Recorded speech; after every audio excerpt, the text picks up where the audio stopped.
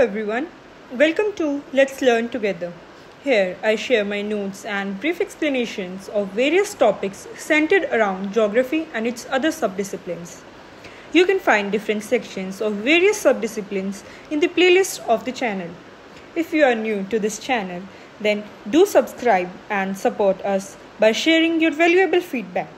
You can also connect to us through YouTube, Facebook और Instagram under the handle Let's Learn Together. आज हम discuss करेंगे rock classification and उनके characteristics. इससे पहले भी हम एक पार्ट बना चुके हैं, ये पार्ट 2 है उसका।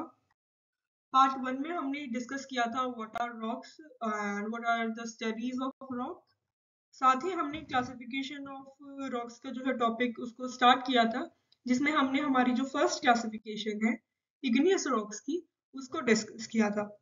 इग्नियस रॉक्स क्या है, उनके कैरेक्टरिस्टिक्स क्या है, इन साथ में उनका क्लासिफिकेशन कैसे होता है, क्या उनका क्लासिफिकेशन है, कैसे इग्नियस रॉक्स को कैटेगराइज किया गया है। आज हम बात करेंगे हमारे सेकंड टाइप ऑफ रॉक की, जो कि है सेडिमेंट्री रॉक। तो पहले इस शब्द को समझते हैं सेडिमेंट्री।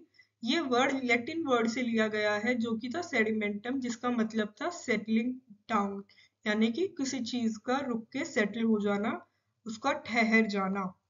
ठीक है। अब अगर एक सिंपल डेफिनेशन की बात करें, फॉर्मेशन की बात करें, कैसे फॉर्म हुए, तो ये कहा जा सकता है कि aggregation and compaction of sediments form these rocks.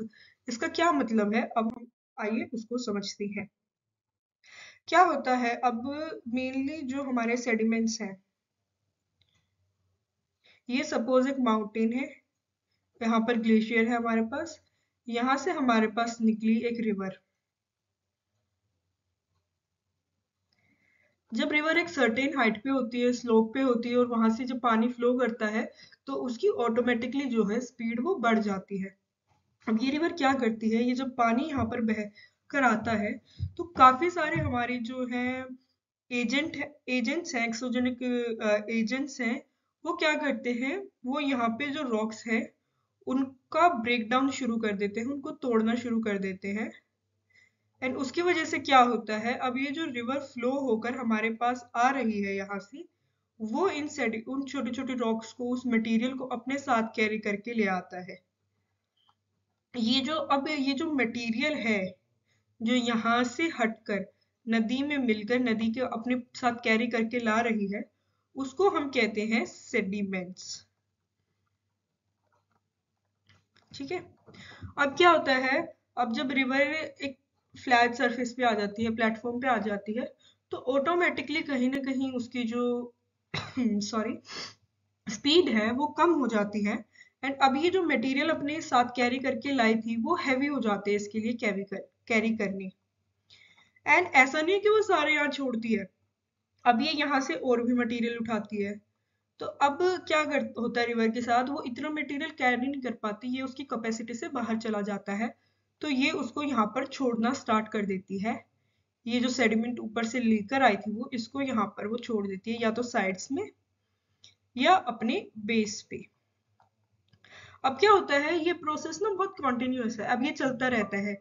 River अपने साथ सेडिमेंट्स लेकर आती रहेगी एंड उसको यहाँ पर जो है डिस्कार्ड करती रहेगी, छोड़ती रहेगी। उस वजह से क्या होता है, जब बहुत लंबा टाइम पीरियड चला जाता है, तो इस डिपोजिशन की जो है ना लेयर्स के ऊपर लेयर्स बन जाती हैं ऐसे, और ऊपर से जब एक्सट्रीम प्रेशर आता है तो ये आपस में जो है सिकुड़ जाती है, ये कॉम्पैक्ट हो जाती है। अब हमारे अर्थ पे नीचे से भी प्रेशर है और ऊपर से भी प्रेशर है, तो अब ये क्या होता है, ये आपस में अटैच हो जाती है, इनका एक एग्रीगेट बन जाता है, इनका एक क्लस्टर बन जाता है, जो बाद में किसकी शेप लेता है, आपके सेडिमेंट्री रॉक की। ये है पूरा एक प्रोसेस आपके जो है सेडिमेंट्री रॉक के फॉर्म होने का। अब आगे हम बात करेंगे कैरेक्टरिस्टिक्स की। अब क्या होता है कि कैरेक्टरिस्टिक्स की जब हम बात करेंगे सेडिमेंट्री रॉक्स की, तो एक चीज आपको पता चल गई कि ये जो रॉक्स है ये बनी है सेडिमेंट्स से, यानी कि पहले से कोई एक रॉक थी या कुछ मटेरियल था, उसका ब्रेकडाउन हुआ, उसके कुछ टुकड़े निकले, जो बाद में एक अग्रीगेट बन गया। ठीक है, इसको हम लिख देते हैं अग्रीगेशन ऑफ सेडिमेंट्स। ठीक है, उनके एग्रीगेशन से बने। तो अब क्या होता है जब लेयर, इसमें ना कहीं जो वहां पर पहले से रॉक्स थी उसके कुछ कैरेक्टरिस्टिक्स होंगे इन सेडिमेंट्स में। साथ में हो सकता है वहां पर कोई प्लांट हो, उसके रिमेन्स बचे हो, कोई एनिमल हो, उसके रिमेन्स वहां बचे हो, उन सेडिमेंट्स में हो, या जहां पर ये फॉर्मेशन हो रहा है वहां पर ये सारी चीजें प्रेजेंट हो। सॉरी। तो जब ये कॉम्पैक्शन होता है ना, जब ये एग्रीगेशन होता है, तो ये सारी जो चीजें है ना, ये इन लेयर्स के बीच में फंस जाती है, यहाँ पर यहाँ पर यहाँ पर। तो इन्हीं को हम बोलते हैं फॉसिल्स। जब किसी भी डेड एंड डीके मैटर जो है हमें मिलता है किसी लेयर्स में, तो ये इनको हम बोलते हैं फॉसिल्स। फॉसिल्स मिल जाते हैं हमें, रिमेन्स मिल जाते हैं हम ये प्री एग्जिस्टिंग चीजों के। तो जो सेडिमेंट्री रॉक्स है इसमें आपको हमेशा प्रेजेंस मिलेगी फॉसिल्स की, क्योंकि जब ये कॉम्पैक्शन हुआ, ये एग्रीगेशन हुआ, तो उस समय वहां पर ऑलरेडी कुछ प्लांट्स, एनिमल्स मौजूद थे, जो हो सकता है वहां पर डेड हो गए हों, डीके हो गए हों। एंड हो सकता है जो सेडिमेंट्स आ रहे हैं आपके कहीं से वहां पर, उनमें भी ये सारी जो चीजें हैं वो मौजूद हो, वो रिवर अपने साथ कैरी करके लाई हो। तो इसमें क्या, तो इसको क्या कहेंगे हम कि यहाँ पर फॉसिल्स की प्रेजेंस है। Fossils are present in these rocks. ये हो गया हमारा जो सबसे पहला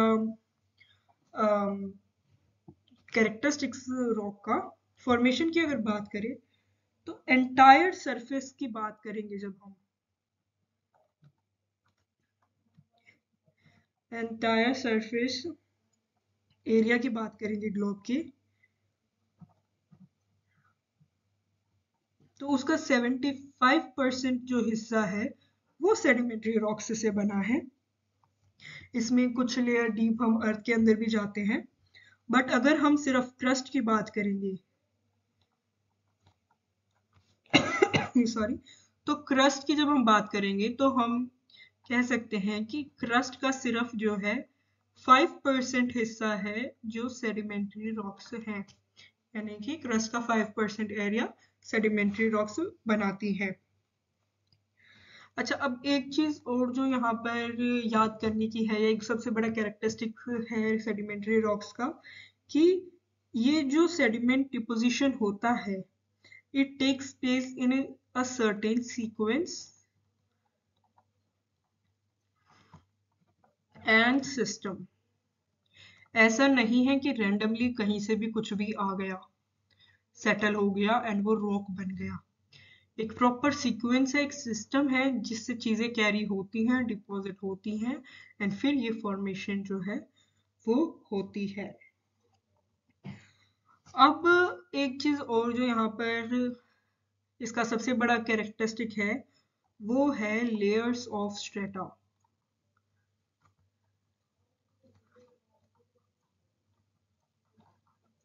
जब ये डिपोजिशन यहाँ पर होता है, ये कॉम्पैक्ट बनते हैं, तो जैसे मैंने आपको पहले भी बताया था, ये लेयर के ऊपर लेयर बन जाती हैं, तो इसमें आपको प्रेजेंस मिलेगी स्ट्रेटा की। लेयर्स ऑफ स्ट्रेटा मौजूद हैं, जिसमें आपको साथ में फिर फॉसिल्स भी मिलते हैं। अब दूसरा है कि इस ये आपको ना बहुत ही ज्यादा मैसिव फॉर्म्स में नहीं मिलेंगी। ठीक है, ये लिखने की जरूरत नहीं है आपका।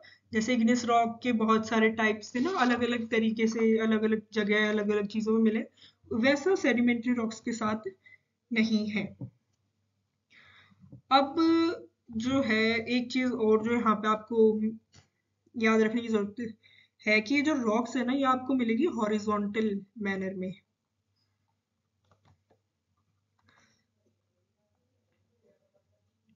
क्योंकि जो डिपोजिशन होगा, जब आप चीजें छोड़ते जाओगे, आप ऐसे ही तो जाओगे ना, रिवर ऐसे ही तो जा रही है, जब ये डिपोजिशन हो रहा है तो ये सेटलिंग डाउन किस वे में हो रही है, हॉरिजॉन्टल वे में हो रही है। तो ये भी जब आपको मिलेंगी ना, तो ये हॉरिजॉन्टल मैनर में मिलेगी। वर्टिकल में नहीं मिलेगी, एक के ऊपर एक नहीं मिलेगी, साथ साथ मिलेंगी ये इन रॉक्स की प्रेजेंस हमेशा आपको। अब एक चीज और जो यहाँ पर आप को ध्यान रखने की जरूरत है, इन रॉक्स का सबसे बड़ा एक कैरेक्टरिस्टिक्स है कि ये परमिएबल है एंड पोरस है। पोरस परमिएबल यानी कि अगर वाटर की देखा जाए तो वाटर इनसे इजीली पास हो सकता है, ये वाटर को नहीं रोकती रॉक्स, ये वो इजीली परमिट कर देती हैं उसको बाहर निकलने को। अब हम बात करेंगे क्लासिफिकेशन ऑफ सेडिमेंट्री रॉक्स की। सेडिमेंट्री रॉक्स की जब हम बात करेंगे तो हम उसको मेनली दो तरीके से जो है कैटेगराइज कर सकते हैं या डिवाइड कर सकते हैं, उसको क्लासिफिकेशन कर सकते हैं। पहला डिपेंड करेगा हमारा नेचर ऑफ सेडिमेंट्स में, सेडिमेंट्स का क्या नेचर है, कैसे वो फॉर्म हुए हैं। सेकेंड है हमारा transporting agents. Nature of sediments में जब हम बात करेंगे तो सबसे पहले आएगा मैकेनिकली फॉर्म्ड।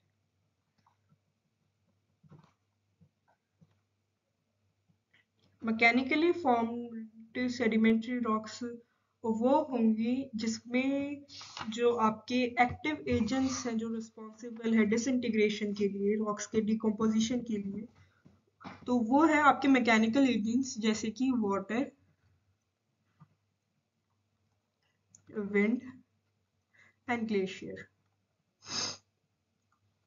ये कोई सपोज मटेरियल है, इन तीनों में से किसी भी एक एजेंट के जब इनके साथ इंटरैक्ट करता है तो वो इसके अंदर क्रैक्स डेवलप करता है एंड बाद में वो जो क्रैक्स हैं फुली इस रॉक को जो है, इस मटेरियल को जो है ब्रेक डाउन कर देते हैं या कहें तो डिसइंटीग्रेट कर देते हैं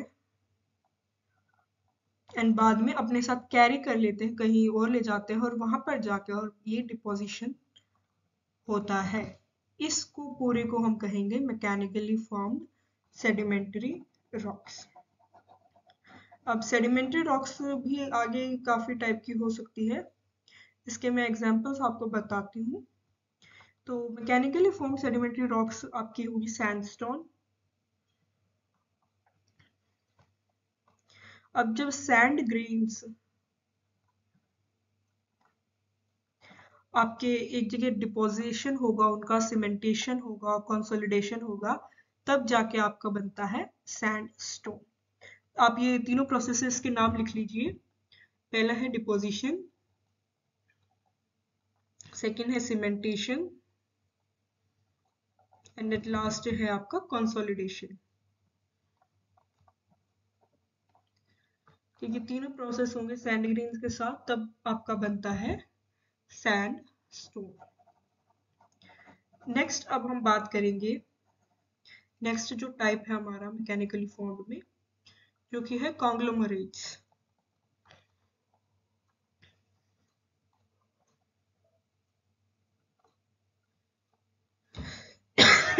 सॉरी, ये भी आपका सैंड ग्रेन्स के साथ ही होगा प्रोसेस पूरा, बट इसमें ये जो सैंड ग्रेन्स है इससे काफी बड़े होंगे। इसमें थिनली कोर्स होते हैं ग्रेन्स, यहाँ पर हाईली कोर्स सैंड ग्रेन्स होगा। दूसरी चीज जो कॉन्ग्लोमरेट्स है उसमें सैंड के साथ साथ प्रेजेंस मिलेगी आपको पेबल्स की एंड बोल्डर्स की। जो छोटे छोटे पत्थर हैं, गोल पत्थर वगैरह, इन सब की चीज जब प्रेजेंस होती है एंड फिर रॉक बनता है, वो होगा आपका कॉन्ग्लोमरेट्स। तो ये हमारे second type mechanically formed sedimentary rocks में सॉरी। थर्ड होगी हमारी क्ले रॉक्स।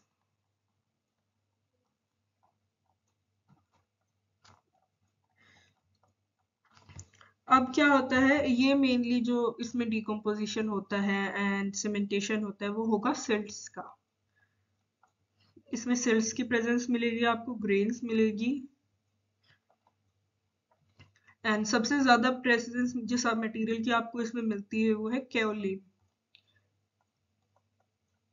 केओलिन।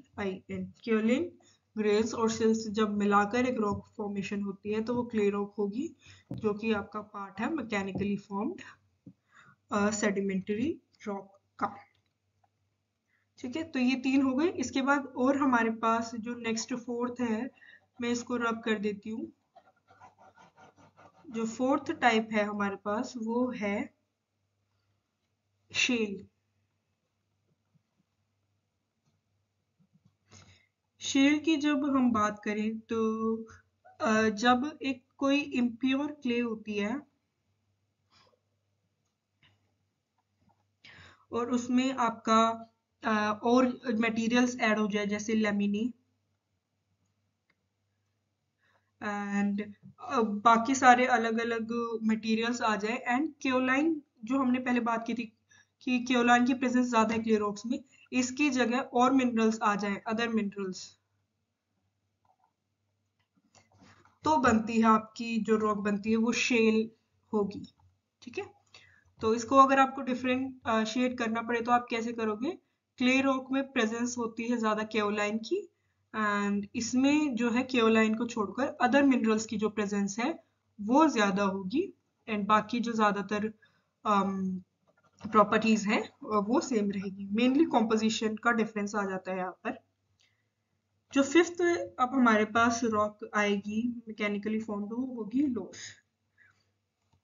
जब विंड की वजह से बहुत ही फाइन ग्रेन ट्रांसपोर्ट होते हैं और डिपॉजिट होते हैं, तब फॉर्मेशन होती है लॉस की। ये सबसे ज्यादा प्रॉन है आपके इरोजन से, क्योंकि बहुत ही छोटे ग्रेन्स होते हैं, बहुत ही फाइन ग्रेन्स होते हैं, तो इनको इरोड करना आसान होता है। ठीक है, ये थे आपके 5 मैकेनिकली फॉर्म्ड सेडिमेंट्री रॉक। उसके बाद जो नेक्स्ट हमारे पास क्लासिफिकेशन आएगा वो आएगा केमिकली फॉर्म्ड सेडिमेंट्री रॉक का।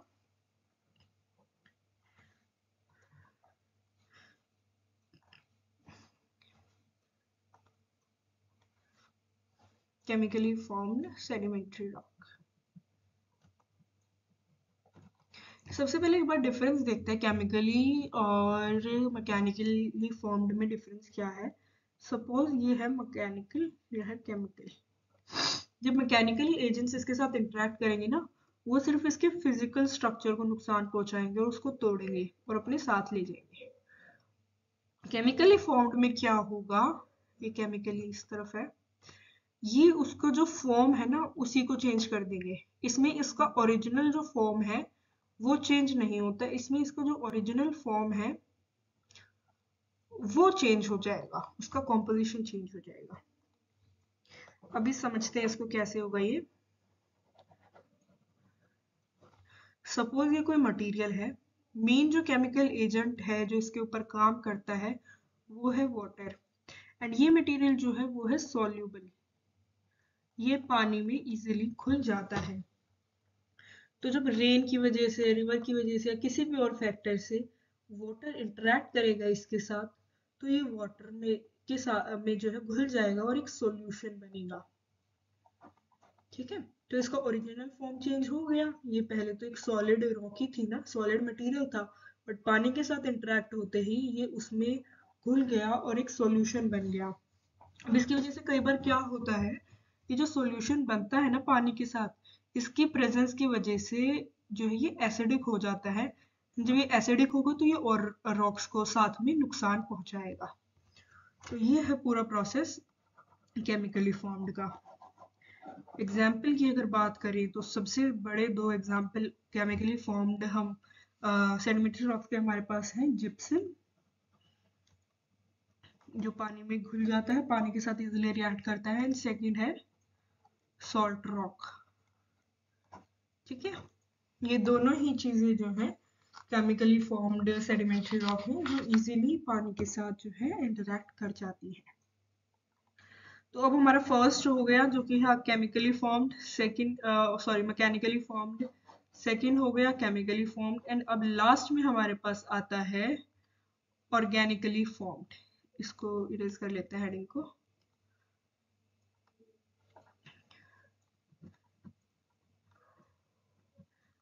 Organically formed. ऑर्गेनिकली फॉर्म्ड जैसा कि ये वर्ड ही बताता है, ये मेनली होता है ऑर्गेनिक मटेरियल्स की वजह से। एंड वो ऑर्गेनिक मटेरियल्स क्या होंगे आपके? Plants and animals.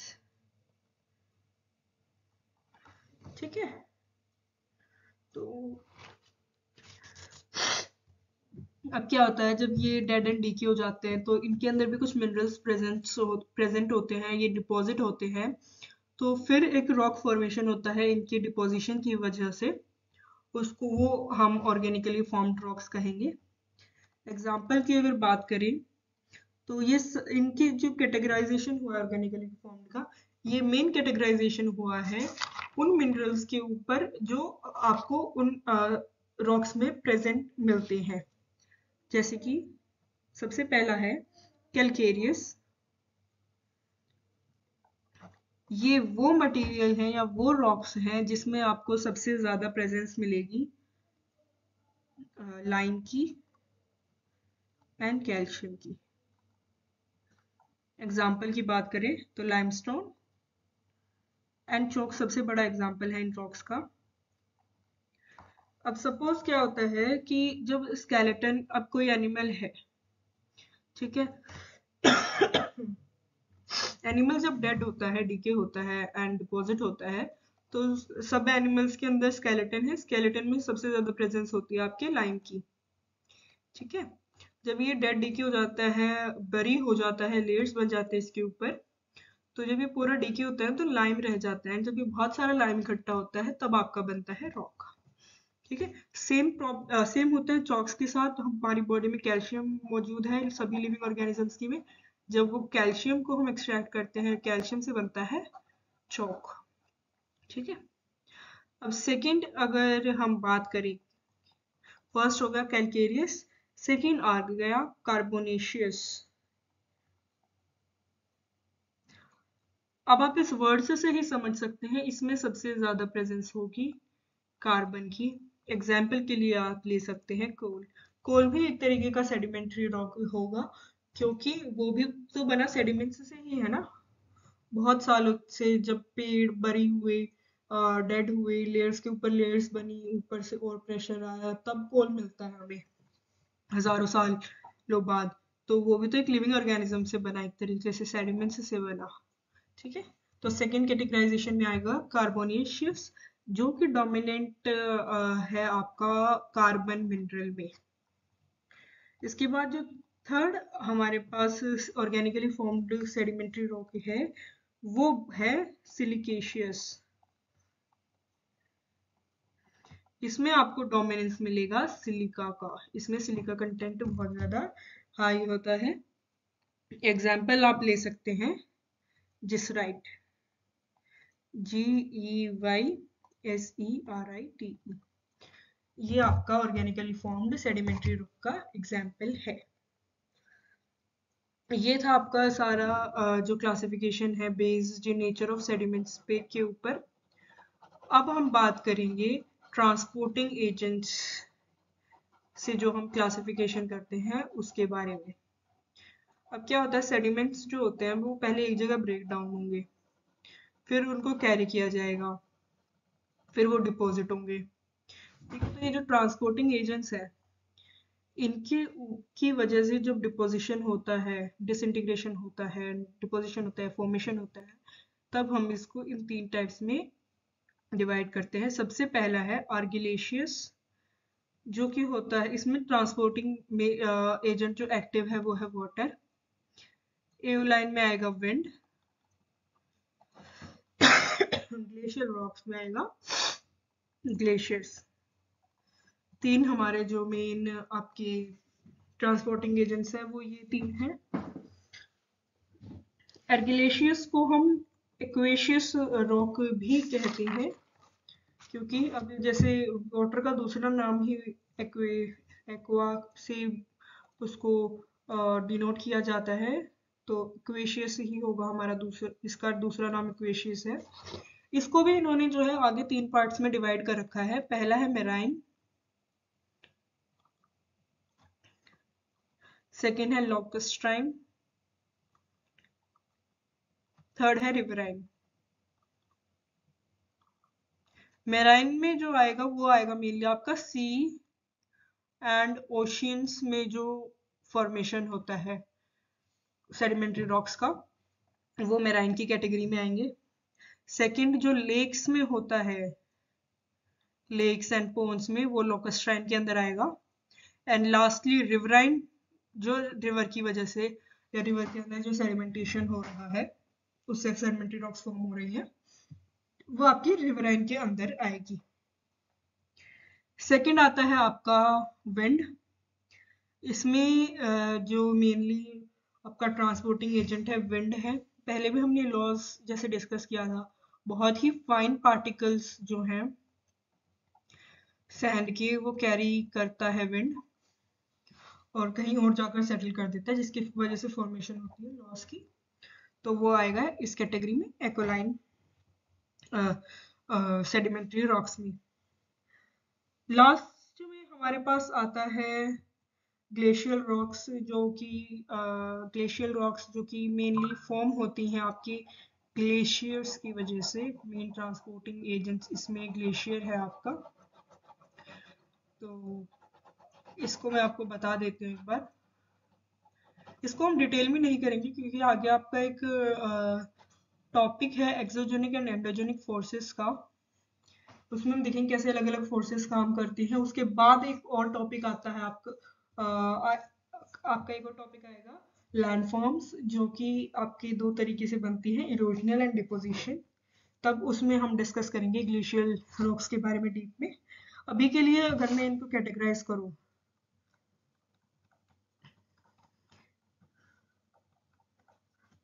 तो ग्लेशियल रॉक्स में आपका सबसे पहले आएगा लेटरल मोराइन, मोरेन। अब क्या होता है, सपोज ये कोई ग्लेशियर है। ग्लेशियर्स की एक चीज आपको जो याद रखनी है सबसे बड़ी, कि ये थिक आइस शीट्स हैं जो मूव करती रहती हैं। ये पानी पे फ्लोट करती हैं, बहुत धीरे मूव करती रहती है। तो जब ये मूव करती हैं तो कुछ चीजें ये यहाँ पर साइड पर डिपॉजिट कर देती है। तो जब किसी ग्लेशियर के दोनों साइड डिपोजिशन होगा उसको हम बोलेंगे लेटरल मोरेन। उसके बाद आता है medial moraine.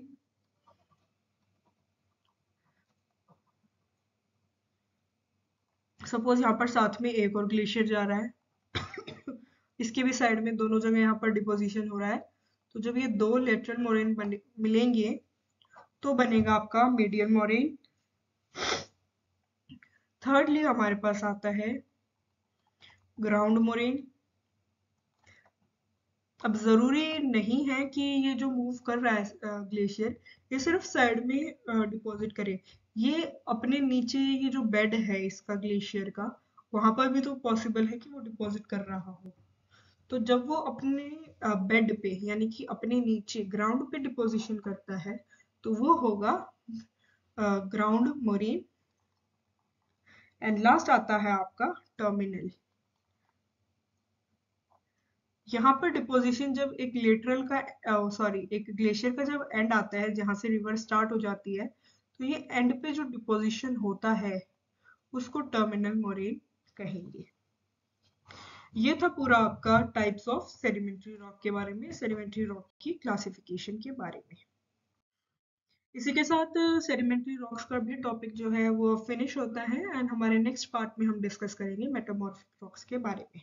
Thank you for being part of this video, and if you liked it, do not forget to share it with your friends and family, and also subscribe to our channel and press the bell icon.